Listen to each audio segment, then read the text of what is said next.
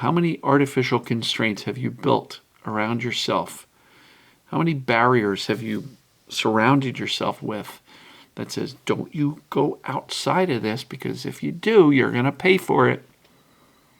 That's a fear-based statement, isn't it? And fear is perceived as danger by the brain, and perceived danger is what turns on symptoms. So why should we live as if these artificial barriers that we've created out of a crappy past are actually rules that we need to live by for the rest of our lives? Because if you want to lead a life with no limitations, let's take a note of what limitations we're living with and toss them out, because they're not helping you. They're not aiding in your recovery.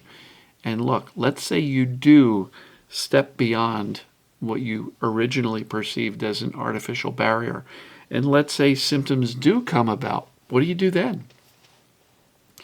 Don't say, I knew I was right, Dan was wrong. He told me to do more, I did more, and whammo, I got caught. I'm not going to listen to Dan again.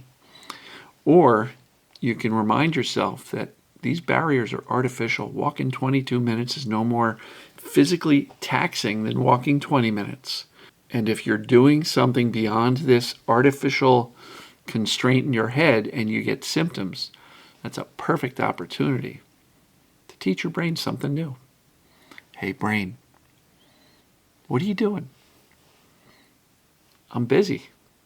I'm tired, but there's no reason for a migraine. There's no reason for back pain. There's no reason for me to feel sick. There's no reason for fatigue just because I did a little more today. If symptoms come up when you cross that artificial barrier that you've set up in the past based on your past experience, that is a wonderful learning and teaching opportunity for you to say, nah, brain, we're not playing that anymore. No reason for it.